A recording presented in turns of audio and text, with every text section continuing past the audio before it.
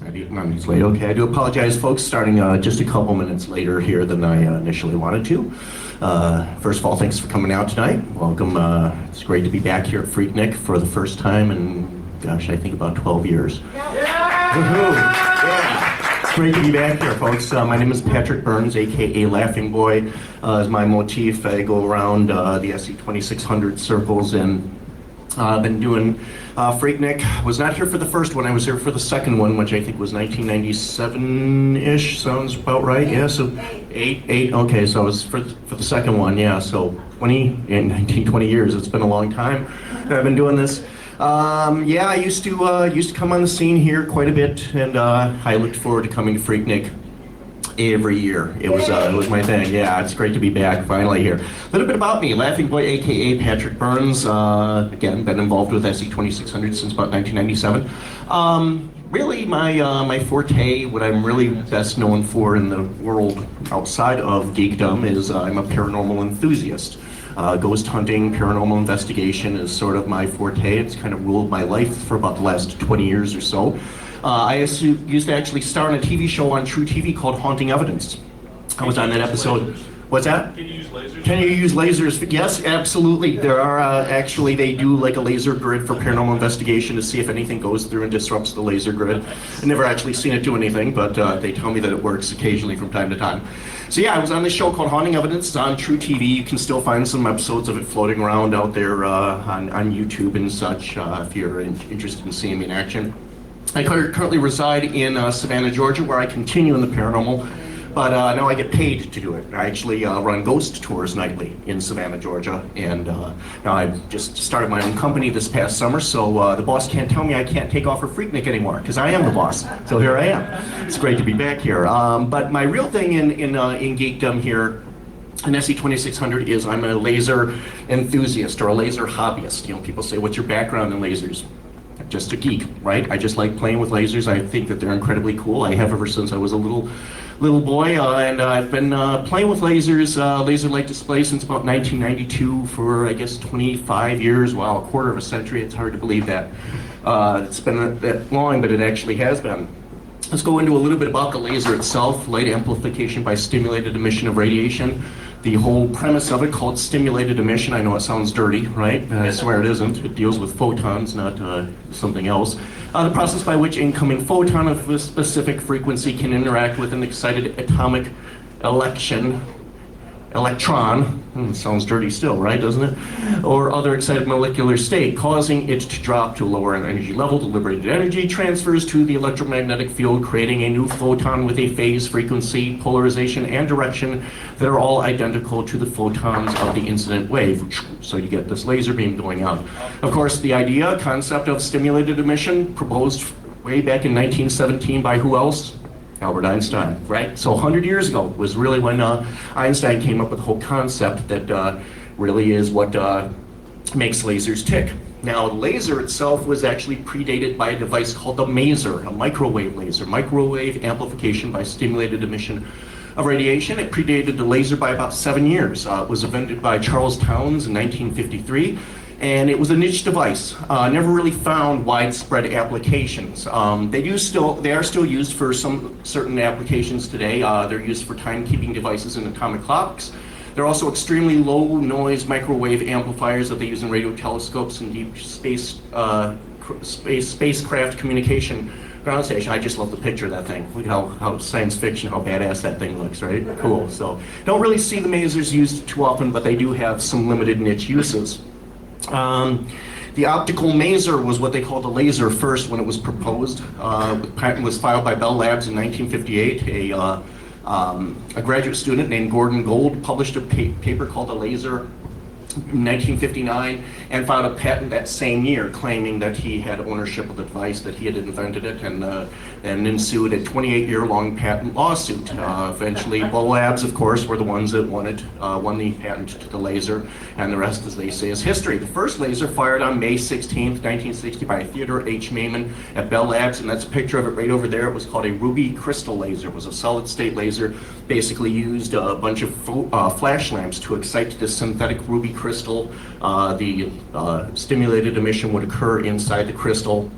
or what we refer to the resonator. You had a pair of mirrors, a fully reflective mirror on one end of the resonator, and a partially reflective mirror on the other end, allowing some of the light to escape from the polarized laser light coming out, and that's basically how a laser works like that. But these were pulsed devices, like in the order of a couple of nanoseconds.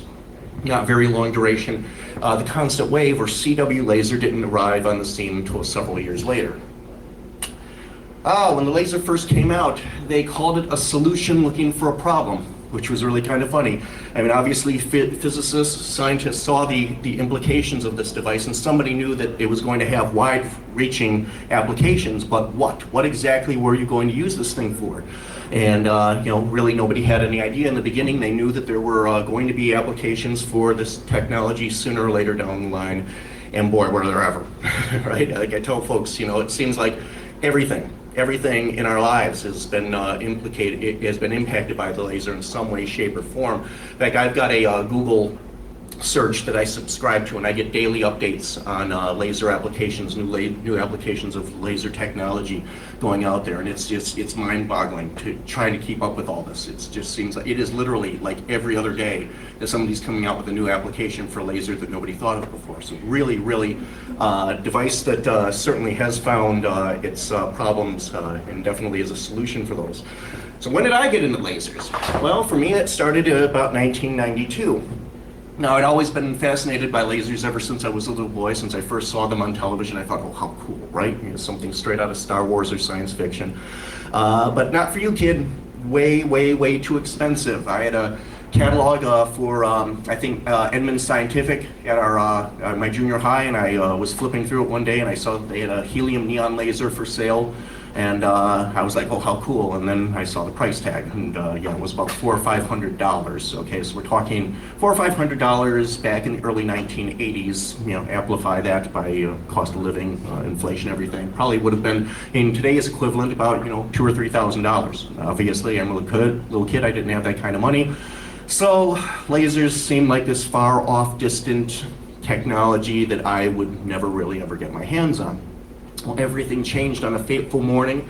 Back, I think it was January of 1992, I was bored one day. I was hanging out in the local grocery store, and I happened to pick up a copy of Popular Science. And I flipped through it, and I ended up in the classified sections at the back of Popular Science. And there was an ad, a little 1-inch by 1.5-inch ad for a company called, I think it was called Meredith Instruments, based out of Arizona. And they were selling a 1 milliwatt helium neon laser module for the grand sum total of $40, including shipping. Geekgasm, right? I'm like, holy crap, I can get a laser for $40. Immediately ran to the post office, got myself a mail order, a money order. Okay, this is the days before we could do online transactions, right? This is 1992. Sent away for this thing. About a week later, it shows up. Powered by 12 volts DC. I had an electric train transformer that I ended up hooking up to it. Turned it on, boom, lo and behold, there's the red dot on the wall, and sort of changed my life forever at that moment. It was incredibly cool. But what am I going to use it for? Well, I was always really fascinated by lasers used for visual displays, laser light shows, that sort of thing. It was really cool. Fortunately, even though I didn't have a lot of money, that really wasn't a problem. It wasn't an issue back then. Some of the classic laser effects done in laser light shows require no high-tech stuff, no computers, no electronics. Very low tech. Two of the most common, effects that you can do with them, you've probably seen them before. You take the laser, okay, and you bounce it off of two rotating mirrors. These are just two DC motors, okay, offset 90 degrees from one another. You deflect the beam off of one mirror, okay, and these mirrors are offset slightly. They're not perfectly level, so they're offset at a slight angle by a couple of degrees, so that when the mirror rotates, it's wobbling like this, okay? The laser that draws on it, when you bounce it off of just the one, and you look at it up on top of a screen or a projection surface, it's going to project a circle. Well, what happens if you project that circle onto another spinning mirror, right? And you get this interference pattern, you get this laser spirograph type effect, where you can just infinitely change these patterns by changing the speed of the motors, the directions. You speed one up, you slow it down. You can get a really amazing array of different types of analog effects using nothing more than a pair of DC motors. Or if you want to get really fancy with it, you can add a third motor. You could put one motor in there that basically has a I guess you call it a spinning aperture, basically to chop the laser into pulses. So you can get a pretty wide-ranging array of effects. The coolest thing that I did actually was even more low-tech than that, is basically to take a speaker cone. And some people, they'll put like a piece of latex over the speaker cone and then they glue mirrors onto it. I found that if you cut away the speaker cone, leaving just the coil, and you glue a spring onto that speaker cone with a mirror on the end of that spring, that the effect is much more pronounced, and you can really get the laser swinging all over the room, making these fantastic patterns, just scanning everywhere, completely random. And yeah, I had a lot of fun in my bedroom playing around with that, 25 years ago. And then there's another effect that you can do. It's called a Lumia effect, which basically all you do is you pass your laser through a piece of distorted glass. Some people use shower glass, like you would find in a shower, with a rippled surface on it. Or you could take like a clear CD here. In this instance, it looks like they put like some clear epoxy on there. They just swirled it around into random patterns. And then you put it on a slow rotating DC motor, slow RPM DC motor, like a clock motor, and you basically pass the laser beams through it. And as the laser beams pass through, the uneven surface of the glass basically distorts the beam, and it makes it do really trippy, hippie, swirly patterns. Another very low-tech effect that you can do with it. And that's about it. There are other things that you can do. You could get, for example, a diffraction grating, which will split the beam into multiple beams. You probably know what I'm talking about in that regard. So you can split it out into different, with a diffraction grating, split it out into a bunch of different beams and basically combine these effects together. So you've got a handful of different effects that you can do with lasers to get some pretty patterns. But they're kind of limited, right? They're kind of limited. To get into the big leagues, you really need one of these things, an XY scanner set, galvos, galvanometers. And this is where it really starts to get pretty sophisticated in terms of the effects. Where you're talking about tracing out logos and designs, precise deflection and placement of the beam requires a pair of XY scanners. These XY scanners are closed loop. That means that they have feedback in them, so the galvo always knows its precise location, so you don't get overshoot. You can precisely steer that beam. And the way that they work, let's see if this video is going to play for me here. I tried it earlier. If you're not familiar exactly how these devices work, basically this is a good example of it here. If I can't get the video to play, but you basically bounce the laser off of one mirror, right, which is rotating in the x-axis, to another mirror which is rotating in the y-axis, and basically now you have complete control of the beam in the XY axis. And basically what the computer does is it scans that pattern over and over again so rapidly that your persistence of vision causes you to see a solid image, and that's how you can do complex logos and so on and so forth. Not terribly complex though, because you're still dealing with these mirrors. These mirrors have mass. The galvanometers, of course, are limited in terms of how fast they can move. It's a physical limitation of how fast you can move them. So basically, it's always about getting them as small as possible. I actually have my projector up here, which you can come up and take a look at a little bit later on. I have two very small galvanometers here with mirrors that are almost as thin as a piece of paper cardstock. Really thin, yeah. Really thin things, really fragile. Every laserist ends up breaking their mirrors sooner or later, and they're about $40 a set to replace, so it really kind of sucks. I had another projector that I had here that I use for doing RGB lasers, which I have there, but both of those mirrors broke off in transit, so it kind of sucks. But we'll at least be able to have some fun with the one that I have the 445 diode set up in here. Lasers, so yeah, I got into them back in the 1990s. The 1990s were sort of the golden age of lasers. We started to see the price come down, okay? But prior to this, I guess up until the 1990s is when gas lasers were basically what you used for doing laser light displays. Helium neon lasers, and then their larger cousins were argon ion lasers and krypton ion lasers. And these devices were huge. I mean, they were huge. They consumed a lot of power just to get a couple of milliwatts or watts out of them. Horribly, horribly inefficient devices, but it was basically all we had access to back then. We started seeing frequency doubled KTP YAG lasers start to appear on the scene back around the mid-1990s. They put out these bright emerald green beams of light at 532 nanometers, which is right around the peak sensitivity of the human eye. Okay, so what would appear to be a 1 watt laser in an argon, the equivalent 1 watt laser in a frequency doubled YAG would appear to be about 3 or 4 watts. So it was much more brighter. We started seeing these things appearing on the surplus market all the time. They'd originally been used a lot of times for eye surgery, cataract removal, so these things started ending up on the surplus market, and I think you could get a 40 watt YAG laser, green frequency doubled YAG laser that was air cooled for around 10 grand, which back then was a hell of a deal, and they started showing up. So you started seeing a lot of green lasers showing up on the scene back around mid-1990s. I never got a chance to see it. Las Vegas went laser crazy for a few years there back in the late 1990s, and the Sphinx over at the Luxor Hotel, they actually installed a pair of 40 watt YAG lasers into the eyes of the Sphinx, and they just basically shot the beams out, and the beams terminated on a mountainside about 40 miles away. So if you can imagine this, I never got a chance to see it, but you're driving into Las Vegas, you see Las Vegas off in the distance, and here are these 2 green beams cutting through the night, directing you to the Luxor. It was incredible, from what I'm told. I never got a chance to see it. By the time I finally made it out to DEF CON, which I think was about 2000, the FAA had shut them down. Shut down all the outdoors, because everybody was doing it. All these casinos have their outdoor laser displays going on.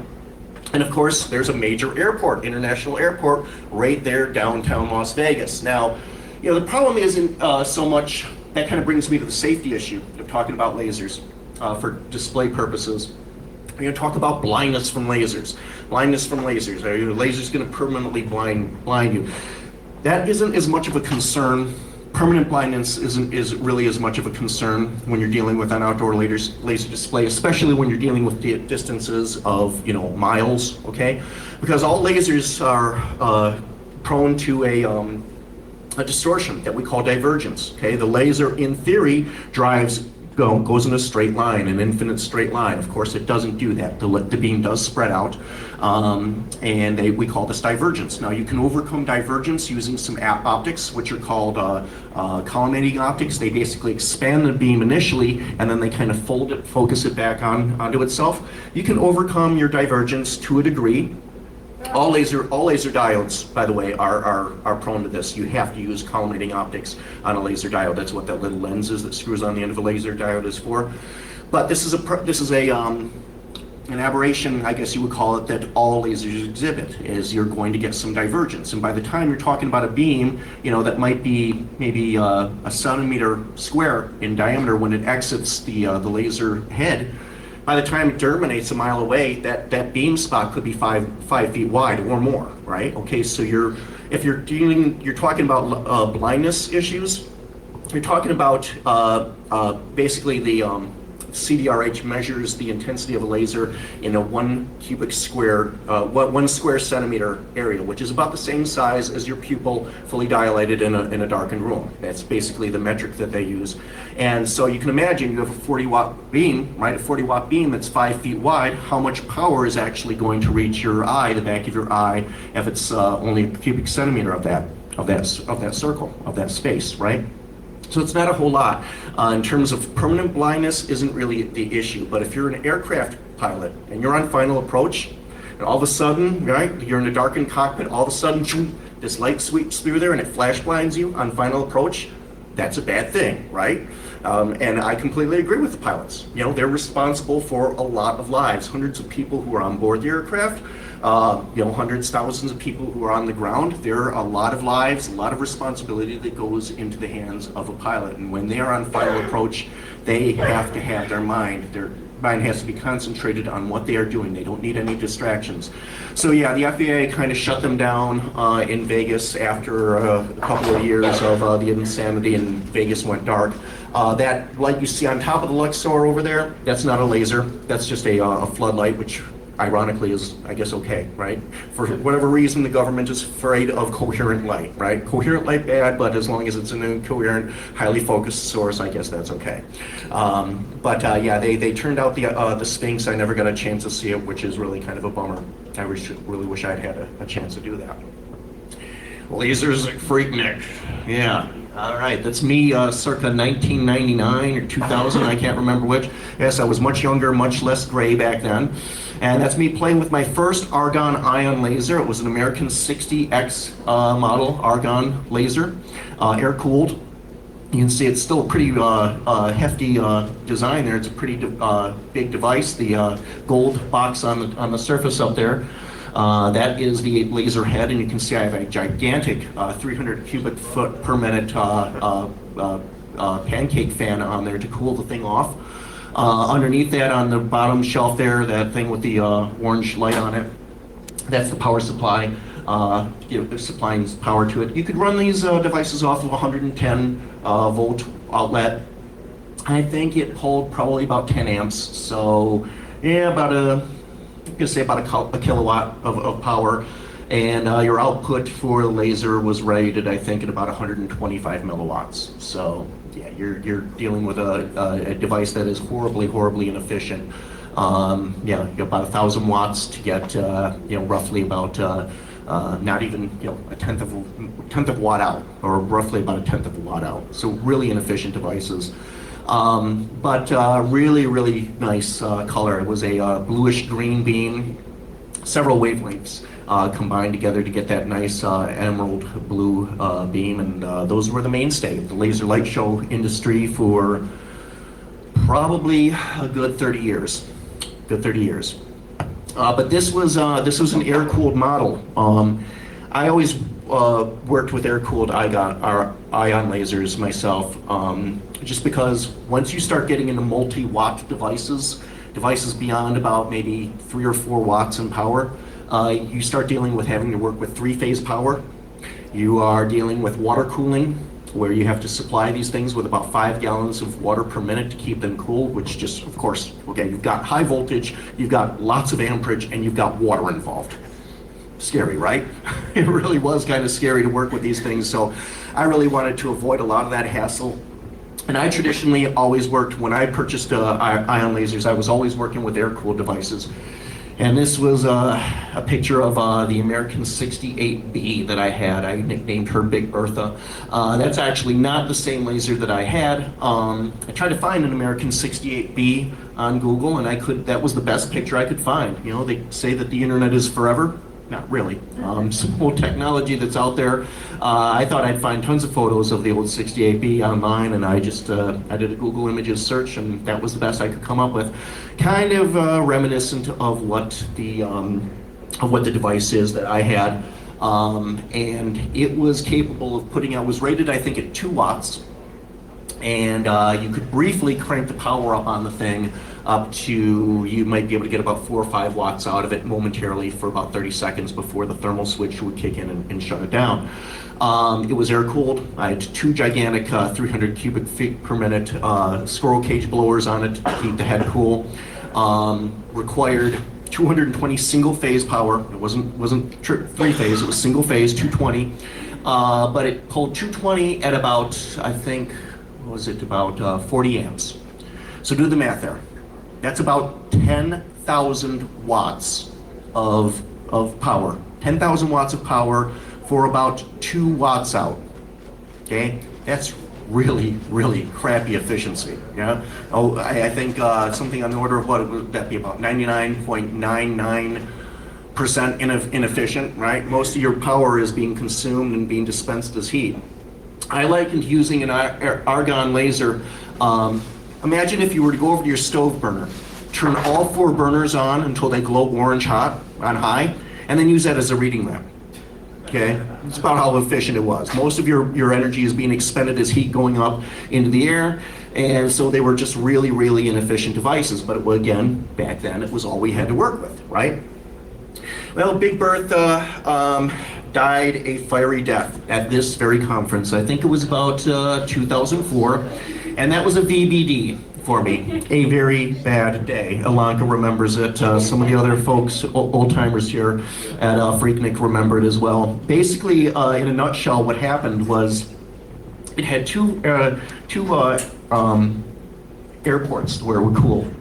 Ports where the air would come in for the air cooling on the tube. If this is the laser tube here, there was a port up towards the front that a squirrel cage fan hooked onto, and then there was one at the back here, okay? And then the air would kind of go through and come up and out the exhaust fan at the top, okay? The tube, this is a thermal cutoff switch right here, okay? It's on this end. Unfortunately, they didn't have one in series on this end of the tube. And that end of the tube is where the hose cooling it off fell off. It was fake, basically. It could have gone one way or the other, and it just so happened to be on the end of the tube where the thermal cutoff switch was not installed. Now, why they didn't ever think to install one on that end of the tube, I don't know. Hindsight's 20/20, I guess. They never figured something like this would happen. But basically, my laser show was going great here at PhreakNIC. Everything was awesome, going really cool. And then all of a sudden, somebody noticed that there was some smoke in the air. And I think initially the reaction was, oh, it's just Laughing Boy's fog machine. Yeah, no, that doesn't smell like the fog machine. And somebody at some point said to me, they said, Laughing Boy, I think your laser's on fire. And I got up, went over to investigate, and sure enough, one of the fans, one of the air hoses had come off, and flames were billowing out from inside the thing. Cut the power. To make a long story short, the laser blinked out, boom, boom, boom, and never came back on. So that was a really, really bad day for me. I had sunk about $6,000 into that thing, was really wanting to start doing raves and that sort of thing. And doing trying to make money with the thing. That never really panned out for me. And then to add insult to injury, the next day, the computer that I had with a $1,500 controller card that controls the software, steers the galvos, somebody decided that they needed that better than I did, and that went missing. So yeah, that was a very, very bad day for me at PhreakNIC. Bad night, I should say, and I proceeded to self-medicate. Went down to the liquor store, got a bottle of Jägermeister, and basically just drove my woes away. Let me explain something to you, especially to the youngsters here. If you decide to self-medicate at a conference like this, do not pass out in the con room. That's not me, but that's what happened. Okay, they did the stacking game on me. But Laughing Boy fell asleep, passed out in a chair like this. And word got around the con very quickly, hey, Laughing Boy's passed out in the con room, let's stack on him. And basically they use your body as a table for a twisted form of Jenga, right? They stack stuff on you, and then if you move or anything, the person who was stacking on you at that point loses the turn, loses the game, whatever.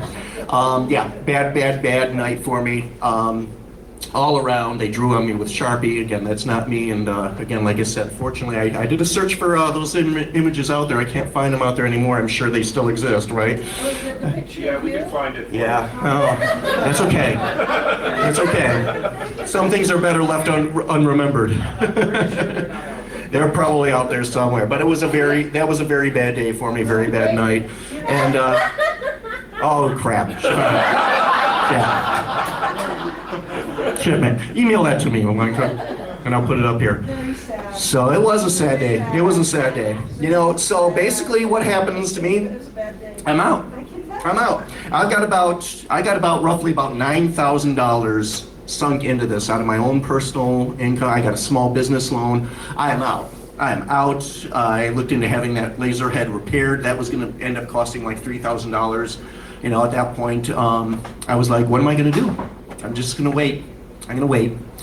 wait a few years and let the prices come down because I knew that what was going on. We were starting to see the ion lasers being phased out, gas lasers were being phased out, and solid state laser diodes were starting to become more and more mature. And what a difference a decade makes. We have started to see prices go down, and we have started to see power levels go up. And thank you, China. Thank you to our friends in China. They have started mass producing laser diodes, and you can get things now for ridiculously low prices. The cost of entry into it has come way down, and this kind of harkens back to when I first got into doing laser displays in the early 1990s. To really be in the big leagues, to be able to do like concert stadium size shows, you were talking about lasers that cost tens of thousands of dollars. You were talking about support crew to set these things up, install them, run them, operate them. And so the cost of entry was very high. And I worked for some of these companies. I tried my best to kind of work my way into that business model, and it never really worked out. And now we're in a situation where the cost of entry is basically gone away. For a couple of $100s, you can go on eBay, you can buy a cheap, inexpensive laser projector from China, and you can start doing this. So basically, it's a classic case of supply and demand. The supply is higher, the demand is lower. So now laser light shows are no longer the cool, high-tech, gee whiz thing that they once were, say 25, 30 years ago. Now everybody's doing lasers. And I think lasers have kind of lost their luster, to pardon the pun there. They've lost a little bit of their impact in terms of being used in popular medium, but they have actually still stuck around, and we've started to see just amazing power levels here. The laser that I have there, this laser diode, is capable of putting out 6 watts. 6 watts, and I can hold it in my hand. Instead of requiring enough electrons to power an entire city block, it consumes about maybe 100 watts and is capable of putting out about 6. So still in terms of efficiency, that's really lousy, okay? That's a 6% efficiency, roughly, give or take, but it's way better than it used to be, right? Now I have a device that I can carry in one hand. I can plug into a wall outlet. I don't need water cooling. I don't need these gigantic loud fans to blow down. It doesn't weigh hundreds of pounds. It's basically kind of like the technology. When technology went from vacuum tubes to transistors is basically what it's sort of like, the analogy that I would use for it. And we have started to see prices come down, and now you can for just a very reasonable price, a couple of $100, you can be in possession of a class 4 laser that is putting out multi-watts. Pardon the pun, quoting the cheesy line from Spider-Man, with great power comes great responsibility. This is a bit of a problem now, because we have these devices that are technically regulated, okay? They're regulated by the federal government. It's a branch of the FDA called the CDRH, the Center for Devices and Radiological Health.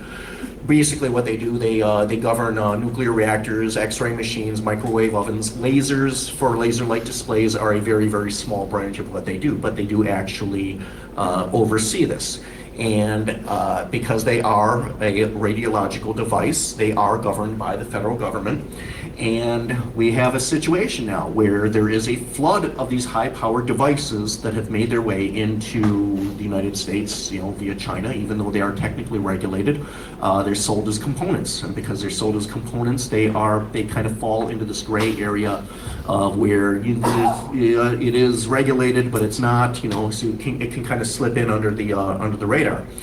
And now we have these devices where people are making these basically laser pointers from hell, okay, is what I would call it. There's a company called Wicked Lasers, and they create these laser pointers that are capable of putting out, multi-watts. This is a class 4 device in a handheld device, okay? Now, the problem with this is, what does that thing look like? A lightsaber. A lightsaber, right? You get a lightsaber in your hand, what's your instinct to do? So you're swinging willy-nilly a class 4 laser, pulling out multi-watts around like this. You hand it off to your buddy, right? Unlike the lightsabers out of fantasy, the beam does not terminate after 3 feet. It keeps going, right? And so you run into a situation where, once again, not so much of a problem, I think, of permanent blindness, but flash blindness. You can burn with these things, right? That's one of the tricks that these guys do with them. You know, they use them to light a cigarette.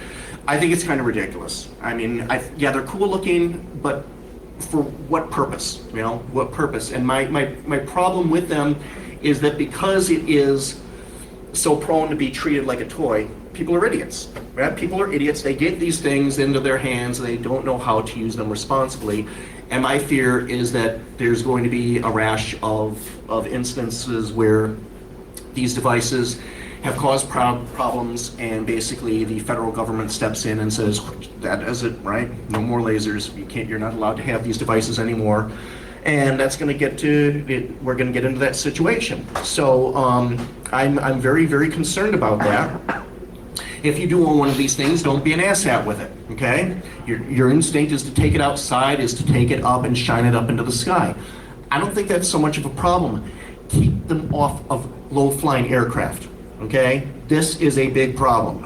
I see this on my Google laser feed, news feed all the time. Every other story that comes through is where they're arresting somebody for illuminating a helicopter or an aircraft with these things, okay? The FAA is not screwing around where lasers are concerned, folks. They're not screwing around. They will prosecute you, and it's going to be a case that I'm afraid of where one bad apple spoils the whole bunch. You know, basically somebody ruins it for everyone. So, you know, yeah, it's cool to point it up into the sky like that. It's technically illegal, okay? If you're going to do that, make sure there's no low-flying aircraft around. You're not going to get caught. You know, just be responsible with these things. If you're going to use them for that sort of thing, you know, better off to just keep them inside and you know, entertain yourself that way. But so that is a real problem with them that I foresee potentially. That we might see. Kind of you know, not really going into laser light displays. What's next for laser light displays? Not a whole lot. I think that laser light displays, as they're traditionally being done right now, have kind of petered out in terms of what technology is going to allow from them. Because once again, you've got this galvanometer that is moving a physical mirror. And your limitation is mass. You know, you can make a more efficient galvo. You can create a galvo that will scan a faster line, but I don't really think you're going to see any real big breakthrough that I foresee coming in laser light displays. But what else? What is on the horizon that you could potentially use a laser for? Well, this has actually been proposed for a number of years. Is putting a gigantic solar array out in orbit around the Earth. Basically a gigantic solar collector. You collect solar energy 24/7. You're not having to deal with cloud cover. You're not having to deal with being in the shadow of night. Basically, you have a gigantic solar array that is in orbit around the Earth, collecting solar energy, and basically beams it back to Earth as a beam, as a laser, or probably a maser in this instance. A maser would probably be even more convenient. Basically, you have collectors on the surface of the Earth, probably out at sea, where they're going to be away from anybody. They're not going to present a hazard to anyone on the surface, rather, where you can collect the energy at that point, focused down, you reconvert it into electricity using photovoltaics, and basically save the planet, right? Solve the energy crisis. Of course, something like that going to be very, very expensive. It's been something that's been proposed for a number of years, but it's viable, and I think that the technology exists. It's just we need the incentive to actually go ahead and do it. One of the things that I've always found very interesting about lasers is for optical media storage. Now you probably know this, understand the way that a DVD works, multi-layer DVD. Basically you have multiple layers on that disc, and the disc is only readable by the specific laser frequency that they used to write that layer. So you've got this the Blu-ray layer down here. The red beam passes through it and reads only the layers above that.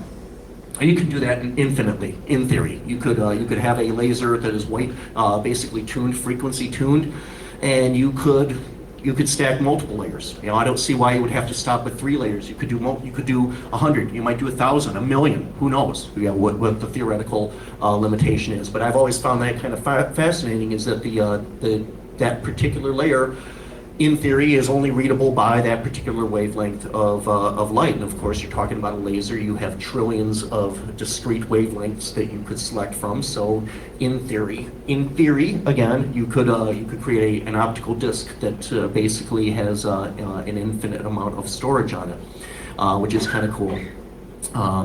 Also using for fiber optics, you know, you modulate, you feed a fiber optic cable not with a single wavelength. You pump it with multiple wavelengths, and now you've got you basically infinite bandwidth that you could pass through an optical fiber. You know, basically on the same premise of that. So, really neat, nifty little devices. I have a lot of fun playing around with them. But I'm sure you all came here to see this. Yeah, this is actually what I've been working on for the last couple of months. Actually, about the last year or so.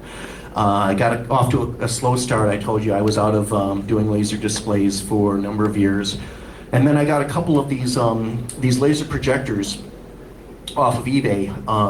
Cheap Chinese laser projectors. I think something on the order of about 1 watt of RGB, red, green, and blue combined. So you get a white beam out, maximum power outage, about 1 watt. But I'm a hacker, so of course I can't just leave well enough alone. I've got to be able to do stuff with it, right? I've got to be able to modify it. And I acquired the NUBM44 laser diode, which is right here. In this, I've actually got it just mounted temporarily in a pipe clamp here. It's basically it's sitting in a copper heat sink with its lens on the end, and the beam is coming out onto the XY scanners here. Its driver is a little tiny circuit board here. It's about the size of a large postage stamp, in contrast to the gigantic 200-pound power supply that I used to have to deal with. Now, you know, basically you feed it with 12 volts from a regulated power supply, and that is your controller right there. And then the device itself, the laser, of course, mounted in the heat sink here. And then these are the electronics over here for steering the galvos, the XY galvos, and adjusting them, the power requirements for that. But the laser itself is really just 3 components: the 12-volt power supply, the driver board, which supplies the voltage to the laser diode. And that's probably the most important thing. Is a lot of laser diodes have died because people think, well, it's just a 5-volt device, I'm just going to feed it 5 volts. And there's a problem with that. A laser diode, as it consumes more energy, it starts to heat up. As it starts to heat up, it wants to consume more energy, okay? Basically, it gets into a runaway mode here. And if you do not have a current limited power supply feeding that diode, you will fry your diode in no short order, very, very quickly. So it's absolutely imperative. You can't just hook it up to a pair of batteries and be done with it. They are very, very finicky in terms of their power requirements. They are electrostatic sensitive, so you need to practice ESD practices when you're handling them. But other than that, it's just absolutely amazing. This particular diode is capable of doing about 6 watts. 6 watts. 6 watts from something that I can hold in my hand. Yeah, wow, what a difference a few years makes.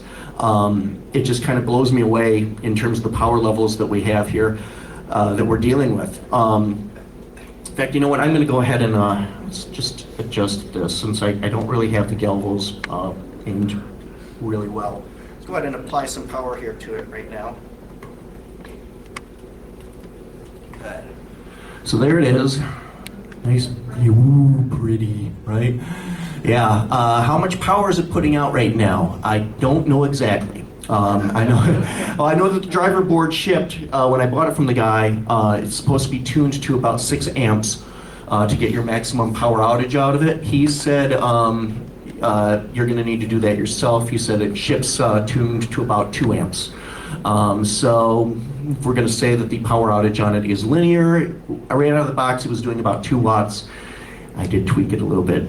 boost the power on it just a little bit, just to get a little bit more oomph. And I'm going to guess, just by staring at the intensity of the spot there, using my Mark 1 eyeball, it's about a 3-watt beam right now that you're looking at there, give or take. Don't want to adjust it any further without doing the proper calibration of the driver board, because I don't want to kill another one. Yeah. I fried one about a year or so ago when they were still about $180, and is it smoking? No, it's not. It's just me. It's really hard to burn a white surface with a laser like this. Yeah, you really need a opposite wavelength here, something red or black. But you know what? You all want to see me burn something, don't you? Okay. Let's try the cap on the marker here. So I'm wondering if we can dim the lights a little bit. Oh yeah. Yeah. There you go. Yeah, go ahead, man. Dim the lights up. Yeah. Okay. Oh, wow. Yeah, the smoke really helps. Because it's yeah. I think yours is Surgeon General's warning. That's right. Yeah, exactly. We're burning plastic here. Please don't burn the ceiling fan. There you go. You know what? Hey, your I shirt's know. got black on it. Yeah, my shirt's got black. Yeah.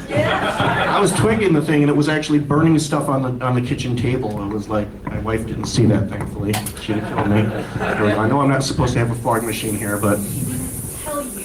just a little bit, just to get a little bit of Yes. atmosphere in there. Yeah, I promise I'm not going to stop the fire alarm. We'll stop right there. Just to kind of show you the intensity of the beam, how pretty and blue it is. What's that? Oh, the chandelier?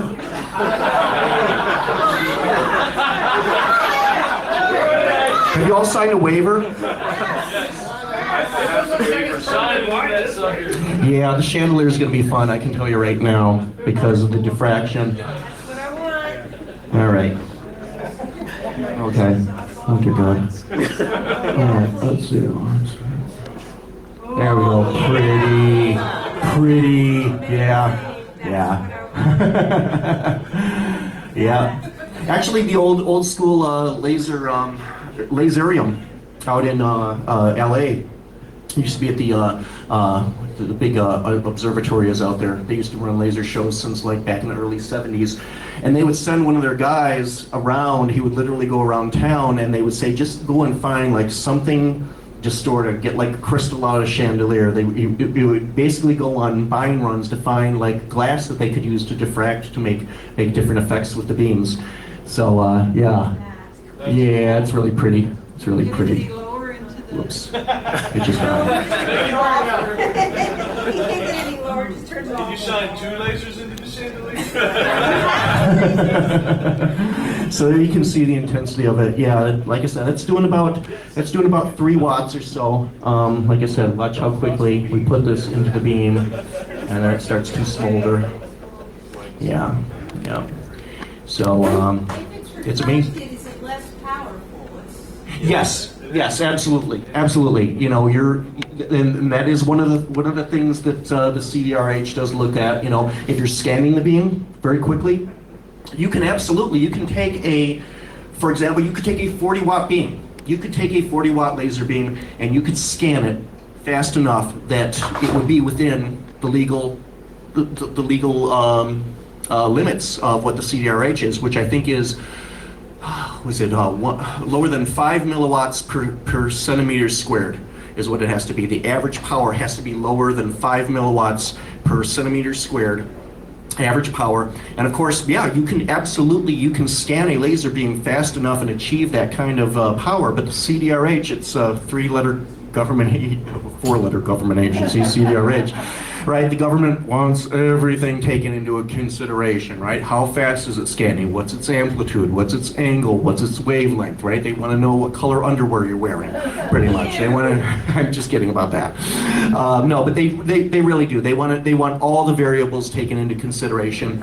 And so, yes, technically in this country, audience scanning of a laser beam, for a laser show has been regulated and wasn't really something that you could do. And now in Europe, it's a completely different story. You know, as long as the beam is moving, Europeans, they don't really care much about it.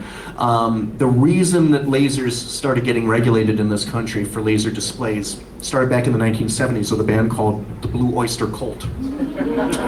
Yes, they had one of their band members was on stage, and he thought, how cool would it be? Okay, they've got these multi-watt argon lasers on their stage. How cool would it be to just tape a mirror to the back of my guitar and during a guitar solo, sit there and deflect the beam around through the audience? Yeah, and people like literally had permanent eye damage, right? Because they were taking that laser, that beam straight on, and that's when the CDRH stepped in and said, yeah, we're going to reel this in. We haven't really had any incidents like that since then, but that's what really concerns me with these laser pointers. And you know, the overly powerful beams that you can get now in a handheld device. I mean, this is just, you guys just, I can't understand. I'm looking at this here, and I can't get over how things have changed. How I have this kind of power level, and this thing isn't even doing half of what it's capable of doing. It's just, it's really cool. And yeah, that diode, even if I were to kill it, was I think it was about $90. Does it have self-defense applications? Does it have self-defense applications? Well, yes, yeah, you might be able to use, you might be able to burn your adversary in the eye right when they're chasing you. Usually, these are showing up right now on eBay right now because they are pulls. This is a pull from a laser video projector system. They're using laser diodes now for for video projectors now. Is it worth pulling a Blu-ray apart? Yeah. Well, I don't know if it's really worth it so much. You can find Blu-ray diodes. Oh yeah, you can get. There's the guy I bought this from. He has 900 milliwatt Blu-ray, which is 405 nanometers, which is a really nice purple color. And by the way, you pass it over anything that glows in the dark and it leaves a trail. It's really wicked. Cool. Yeah, really cool. They will phosphorize anything. You can get a 900 milliwatt Blu-ray diode mounted with optics, and then all you need is a driver for it. So China? What's that? Just Alibaba? No, not eBay. I'm trying to think of the guy's name. If you see me at the end of the show, I'll show you his eBay store, who I bought this from. Really nice guy, really helpful in terms of what you do. But yeah, the Blu-ray diodes are awesome. They are really pretty. 405 nanometers, so that's UV, you know, long wave UV. Really pretty. We've started to see different wavelengths of green come out, different wavelengths of blue. This is right now running, I think, 445 nanometers. We've started to see 460 nanometers, got 520 nanometers of green. Of course, 532 green, KTP frequency doubled. And yeah, basically, you know, so you get a RGB array. You have three diodes. You have a blue one, green, and a red. You combine them together using dichroic filters. Basically, you fold the beam on top of it and you focus them all together. In fact, that's what I have here. It's not operating right now, but this is three different diodes, green RGB. Combines all three beams together using these optics, and you get a white beam out. And then, of course, by modulating the intensity of either, you know, any of these the individual diodes, by modulating the intensity of them, you have basically an unlimited array of different frequencies. You can basically dial in any color of light that you want with them. So, I mean, that's a big deal right there in and of itself. When we were doing with ion lasers, it was, you know, you had beam combining optics like that as well, but you had to modulate it using another device, which was a pain in the ass to set up, something called an acousto-optomodulator. And so now the diodes themselves, you just modulate them directly. You just vary the amount of current that's going to the diode itself, so you don't get that loss of passing it through an OEM or I'm sorry, AOM, and having to tweak and adjust that device. So Yeah, lasers has just become a whole lot easier to work with, but again, with great power comes great responsibility. So, if you're interested in doing this sort of thing, I definitely recommend you get yourself into it. Just do so responsibly. Don't do anything, really crazy with them. Be respectful of them, but it's pretty cool. Any questions? Yes. Yes. I remember a couple of years ago, I was reading there was one of the colors, either blue or green. There was some serious concern about like unintentional wavelengths coming off as cause eye damage. Is that still a thing? Yeah. Not so much with the diodes. The diodes are pretty much all single frequency, except in the instance of a green laser pointer or green diode. Green lasers that are operating at 532 nanometers. Basically, that's a frequency doubled laser. I think the pump laser that you use for a green pointer like that is at 808 nanometers, which is infrared. It's shortwave infrared, but you're not going to see it with your eyes.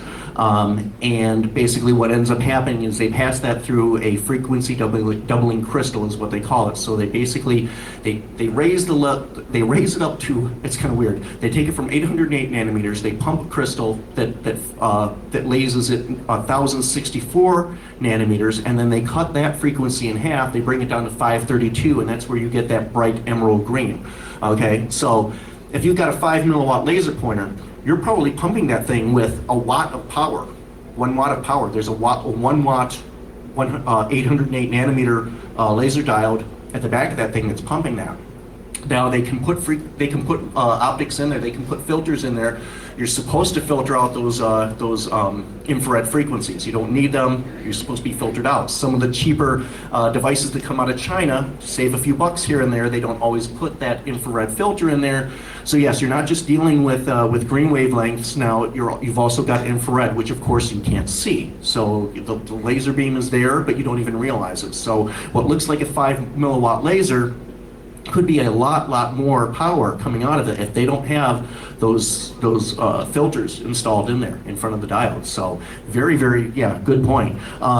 This device here, single frequency, 445 nanometers.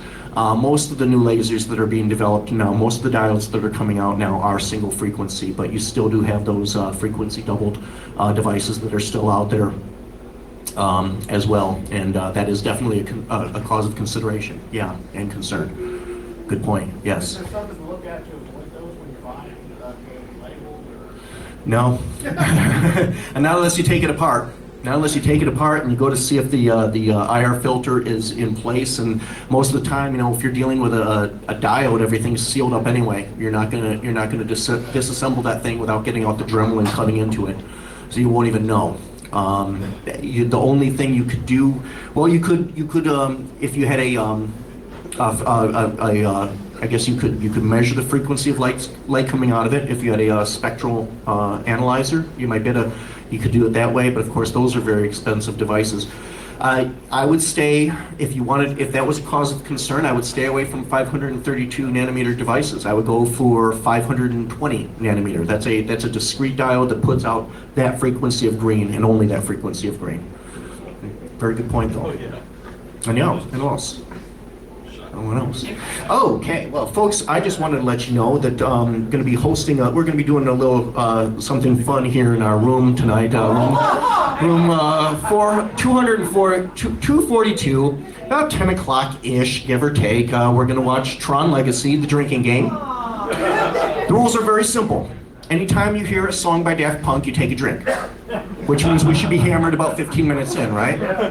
So, yeah, we'll have the laser up there in the room, and we'll augment the movie with a little bit of laser light.